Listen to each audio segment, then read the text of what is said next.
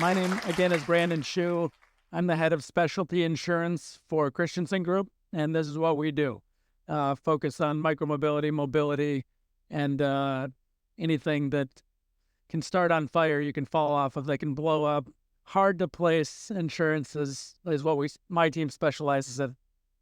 Hi, everybody. I'm Christy Mennen. I'm an attorney at Nilan Johnson Lewis out of Minneapolis, Minnesota. Very excited to be here in Amsterdam for the very first time.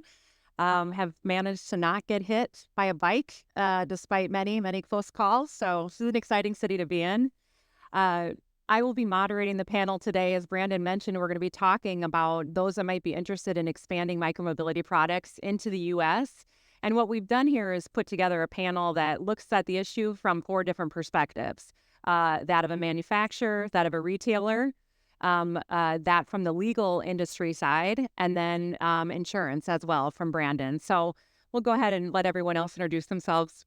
And I'm John Wackman. I'm a partner with Christy Mennen at Nilan Johnson Lewis. We specialize in micromobility products, law, everything U.S. regulations. We have a dedicated team of about 10 lawyers who focus on those areas. So we've kind of covered everything. We work a lot with Brandon and his clients to make sure that we have a cohesive plan to make sure that they keep their premiums down and their risks down.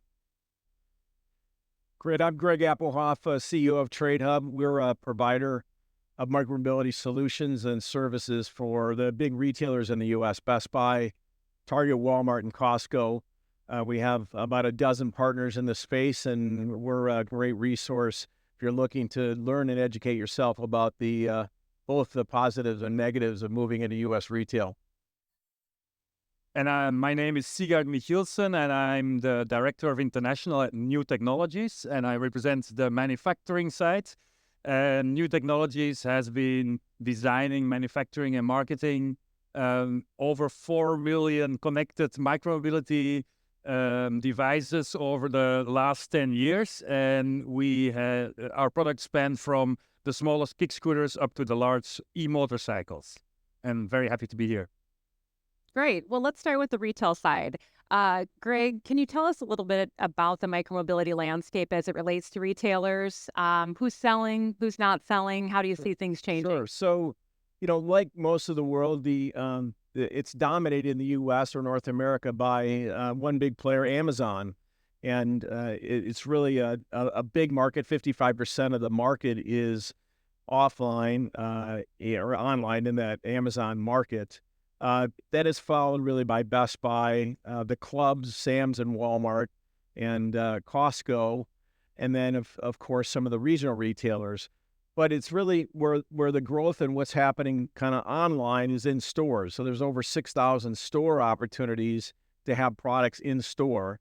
New actually has, I think they're in about 750 stores across the U.S. with Best Buy. That's a big anchor for them. Best Buy is really the anchor. They're the market share leader in the space with over 900 stores and about, up to 750 of those carrying mobility.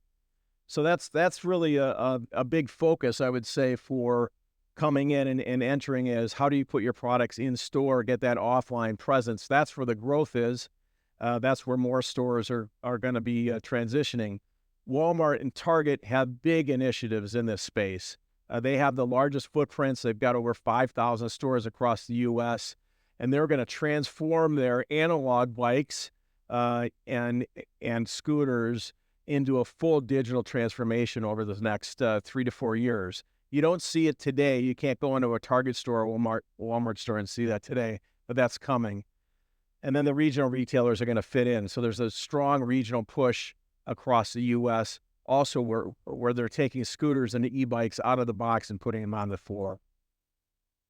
Great. And how about on the insurance side, Brandon, how does the landscape look there particularly for manufacturers that might be here and looking to sell to retail? Yeah, so the biggest, there's been a huge sea change in insurance over the past few years. And ever since COVID ended and courts have reopened, there's been a big resurgence, and I'm sure John and Christy will talk about this, but a big resurgence of big jury verdicts and a lot of expenses paid to defend claims since courts have kind of accelerated their opening. So we're finding that retailer business micromobility companies selling through retailer that want to sell through retail are having a really challenging time getting the appropriate level of insurance, because of the landscape, because of things like inflation. Social inflation is something we talk about a lot, which effectively means the value of a human life has gone up exponentially over the last 10 years as to, now with, particularly in the U.S. with a lot of, a lot of disagreement in the way that different jurisdictions are handled politically. We have people butting heads, and that doesn't exclude jurors. And jurors are starting to really take initiative with corporations and sometimes punishing them. So we're trying to equip companies with better ways to fight those issues. And we think that having kind of this global sort of mentality where we have all of these policy positions and points of view in one kind of dialogue has become a very important part of the conversation.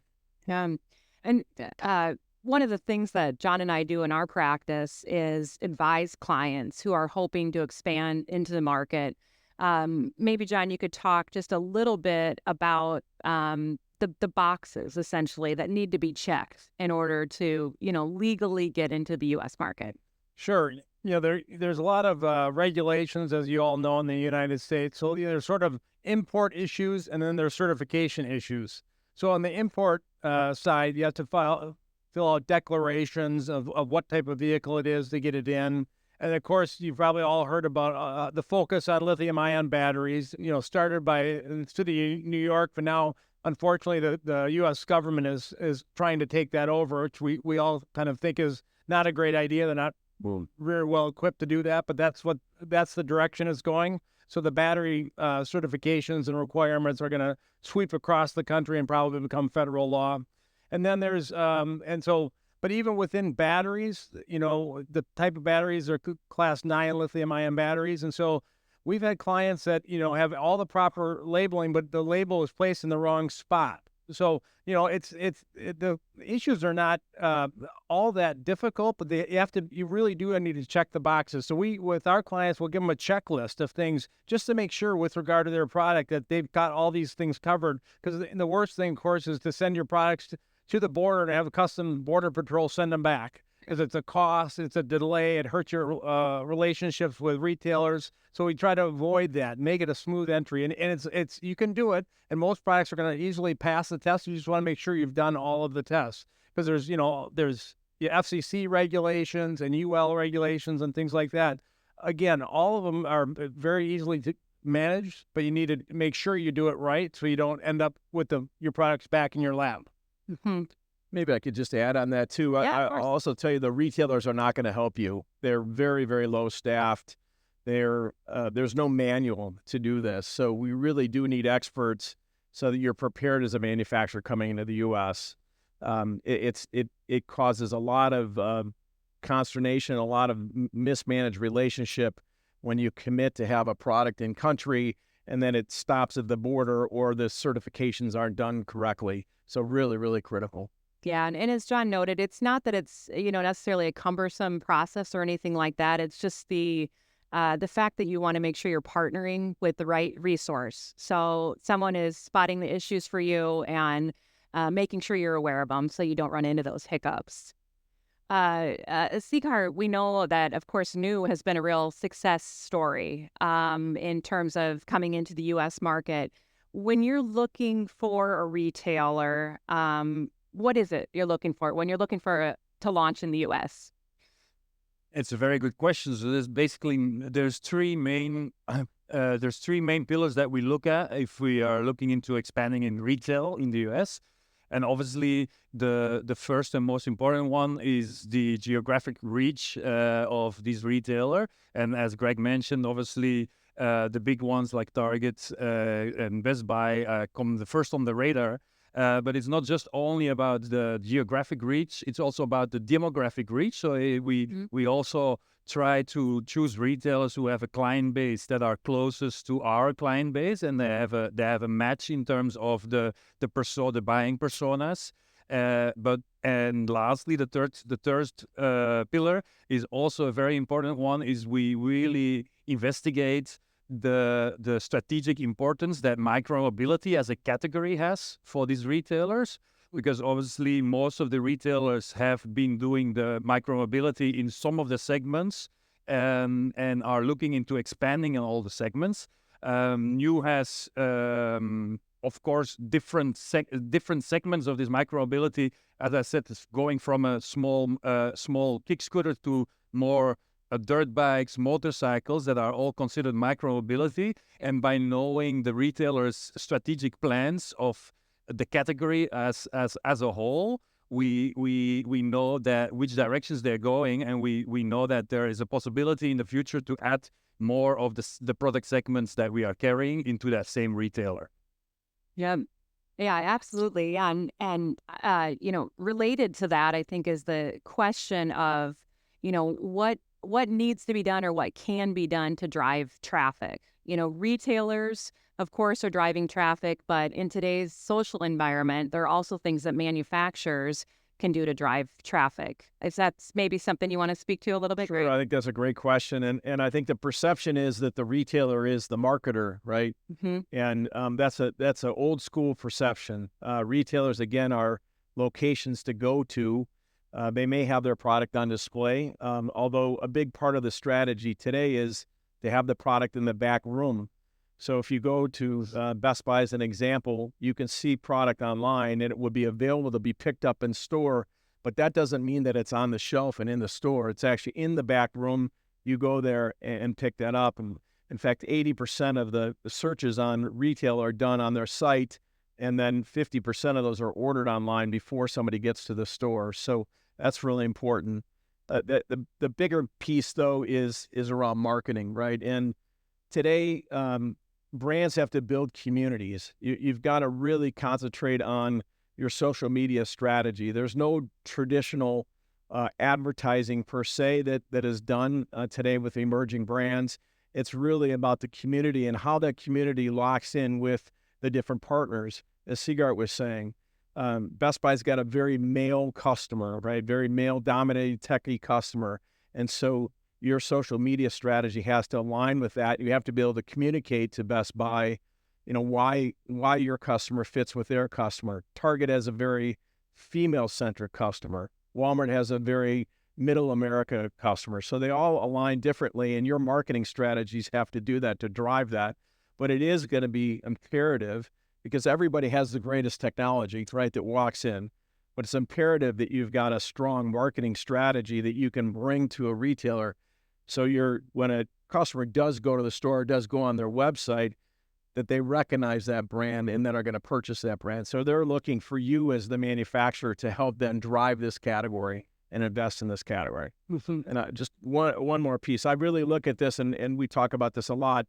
Everybody knows the LCD TV business, right? And when you used to have that business, there was lots and lots of brands, but it was really the LCD TV manufacturers that invested in those big TV walls that you see at all major retailers. Scooters and e-bikes are really in its infancy of the LCD TV business, right? So we don't have big displays in retailers today, and that's where manufacturers have a great opportunity to push their products in, but also invest in that getting those products out of the box, getting those products so the customers can touch and feel those products. Mm-hmm. Brandon, so with the public opinion of companies changing, what would you say are the implications for companies that are selling to the public, especially taking into account, those where there's influencers involved? Yeah, so there's a couple things that I would answer with that. There's kind of two directions. Kind of one is making sure you're taking care of your influencers, and how do you ensure that area of the business. But then secondly, to Greg's point, the economy is becoming so stratified and so fractionalized that, like you need to reach out to your customers through socials and that sort of channel to build your brand. I think it's also very important to build a relationship with your benefactors from an insurance standpoint to get them to know you better. And socials and marketing strategies and influencers can also have a big impact on how you do that, because the days of knowing every brand that's sold on a shelf is over, right? So again, the cream kind of rises to the top. And how do you communicate or market yourself to an underwriter or to a broker or whomever to make them understand your story better? Because at the end of the day, I have a couple underwriters in the room, but at the end of the day, the insurance industry is one of the few financial industries left that are very relationship oriented. So just like all of these other components of your business, the relationships with your buyer or your community or the government regulatory bodies, there needs to be a investment in the story and in your relationship on the insurance side too, because it's becoming much more paramount to the success of an organization to make sure that you have that relationship in place and it doesn't just become transactional, because a transactional insurance relationship is never going to end well. So all of these things are interconnected at the end of the day. Mm-hmm. And I think we all realize how important it is now more than ever to have those communications with the public. And of course, in the work that John and I do, a big part of that is identifying risks that come with it. So, John, what are your thoughts on the types of risks that are presented as you increase those communications with the public? Well, plaintiff lawyers, when they sue a case, they like to look at all the social media and all the communications that companies have with the public, either directly with the buyer of the product or more generally with the public. So there's sort of the writer education piece is critical, as well as the social media advertising side of things. And I think you just dealt with that with a client very recently. Yeah, I think that, we're very fortunate to work with a number of different manufacturers, scooters, electric skateboards, e-bikes, all sorts of things. But probably one good example is some of the work we do with Apollo scooters out of Montreal. A great team of people there. We've really enjoyed working with them. And if I think back to the first time that we really met them, and one of the things that we try to do is learn the product, of course, because if there are going to be legal claims or suggestion that there's a problem with it, it's really important for our team to know it. So what we did early on was to take a look at the design and then just have a real frank conversation. What are the potential risks? If there's going to be an accident or if there's going to be some sort of customer confusion, where might that stem from? And I know one of the things we talked about early was the folding mechanism and specifically the latch and how that should be designed. And obviously there's a rider education piece there, and we talk about what we have in the warnings, what we have in the manuals in terms of warnings and instructions. And then we also said, hey, I think there's an opportunity to do a little bit better job with the on-product labels to make it very clear what the risks might be and what they should and shouldn't do. And from there, thinking about not only the manuals and the warnings that we put out, but how does that connect to what we're doing on social media? And from a legal standpoint, what's really important is that there is continuity and consistency. So we certainly recognize that within your company, you may have different teams of people that are responsible for engineering tasks or the design. That might be one team, and then another team completely might be doing your marketing or might be spearheading your social media. But what we try to do is to say, let's make sure that there's consistency. Helmets, of course, are a great example. If you're going to be conveying to the public that they should be wearing a helmet, and you have something in your warnings and instructions, we want it not only to be in the manual, but on social media as well. And what we try to do is, we don't ever want to be the lawyers who are saying no. I know sometimes people perceive the lawyers are always trying to shut down everything, but we understand you're trying to sell.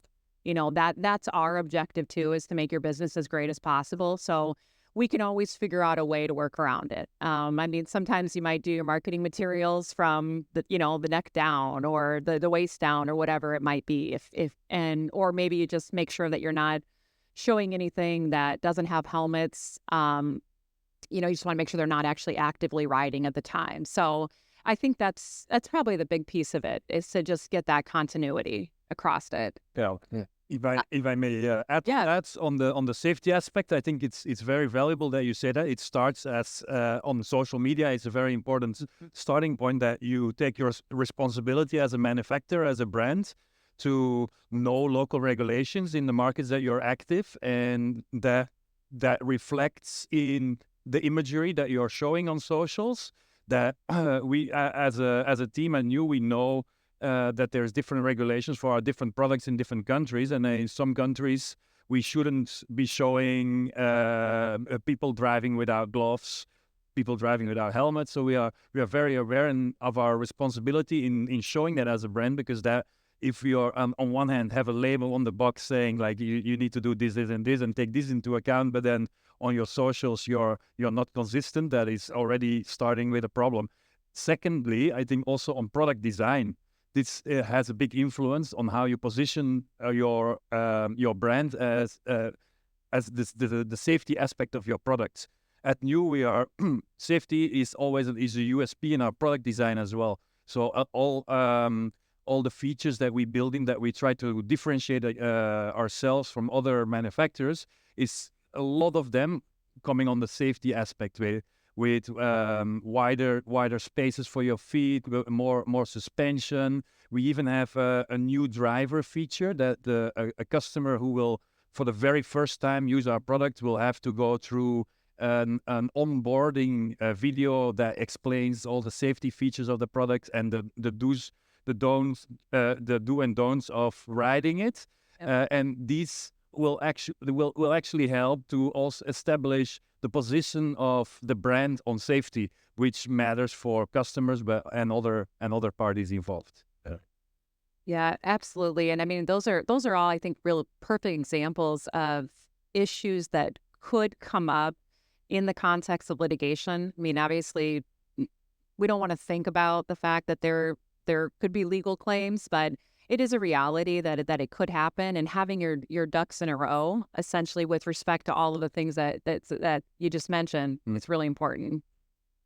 Greg, another question for you. We know that you've touched on sort of this idea of the brand and how the retailers are conveying that to the public in the stores. We know that getting the products out of the box and accessible for the customers is obviously really important. Do you have any thoughts that you can share in terms of what kind of conversation should be happening with the retailers, and maybe how TradeHub in particular can help with those things? Yeah, I think I can. I think that, it kind of builds on marketing, right? Every company is going to come to market with a product that they think is innovative and is potentially the best within their segment. Out of the box is really important. One, returns in the U.S. are a problem, right? Retailers, and if you're not selling in the U.S., this will be like a eyes wide open. You can return anything in the U.S. for a long period of time. If you're a Costco member, you can return it for a year. So that means that if you buy, a scooter or an e-bike, the return process versus an independent bike dealer is quite different. So we have to do a lot of things, and we encourage, TradeHub really encourages to do just a lot of out-of-the-box experience and things that we've talked about in terms of videos. Service is really a huge part, right? So really, how do we service? How quickly are we answering service? And I don't specifically know as well your service program at New, but I'm sure it's very, very good. And so part of that is getting in front of that. It's a small percentage of overall customers that will have a question or a problem, but boy, does their voice get amplified if they're not happy. So that's a really, really, really critical thing. And we've talked a lot about social and how to really communicate via social. A lot of our best clients have service through Facebook, right? That's their main way to communicate with customers. So I would highly, highly recommend that. At TradeHub, we help you think about before you go into that retailer, before you start to market your product, What's the product position? What's the marketing position? What's the merchandising opportunities? And I mentioned that a little bit earlier, but there's some great out-of-box merchandising opportunities. This is a new segment. Are any salespeople trained in this segment? And in the survey that I've done, and I've been in every retailer across the country, including regionals, there's very few people in this market at mass retail that can tell you the difference between one battery system or another, or the difference between the suspension system on one scooter versus another, right? So we've, just like in any industry, training is so important, and building a system to train is critical. So we're helping kind of that 360 approach around not only the sales side of it, but merchandising, training, and service. Such an important factor to keeping your product in the market. You spend a lot of money to develop your product. You spend a lot of money to market your product. Now you got to keep that in the market. Yeah, couldn't agree more. I think it's what you said earlier on the division between the online and offline. I want to emphasize on that, because the online business in micromobility, the segment is larger than, for example, here in Europe. In America, the percentage of goods in micromobility sold online is much larger. Right. So obviously, Amazon strategy and online strategy in terms of branding, social media, is very important, but this second part is intertwined a lot, because the offline locations are super important to be able to showcase the products. And as Greg is very correctly saying, that it's a new segment for many retailers. So the retailers themselves are still figuring out the best way to display this type of products, to train this type of products to their employees, to train to have POS materials, shelf space designs. So there is lots of things that are still in infancy, and working with these retailers there, it's about working very closely together with the retailers and go for small wins. So what we did with Best Buy, for example, is really to have pilot programs in a couple of their Best Mobility stores to see what worked, what not worked. Have like on space on the floor, shelf decoration, explaining the USPs, explaining the safety features, explaining the difference between like a 48 volt or a 36 volt platform. So I have this education in the store and do small wins with the retailers, and that after you tried things that worked, you tried scaling it up with more locations, and showcase that it's working. Showcase to the retailer that you are willing to go the extra mile to go into dialogue, to do collaborations with them very closely, to see, like, to listen to what is working, what is not working, what their customers are looking for, and then when you find the formula that works, just try to scale it. And that's how we went from 0 to 750 Best Buys in 18 months. Yeah, that's amazing. One question I think comes up a lot, just to sort of switch back to you, Brandon, on the insurance side. I think a lot of manufacturers want to know, how much insurance do I need? And I know there's quite a bit of variety out there in terms of insurance requirements for retailers. So do you have any advice on that to share? Yeah, so insurance is one of those things where you don't want to buy it necessarily, but oftentimes there's some sort of linchpin or contract that forces you to buy it.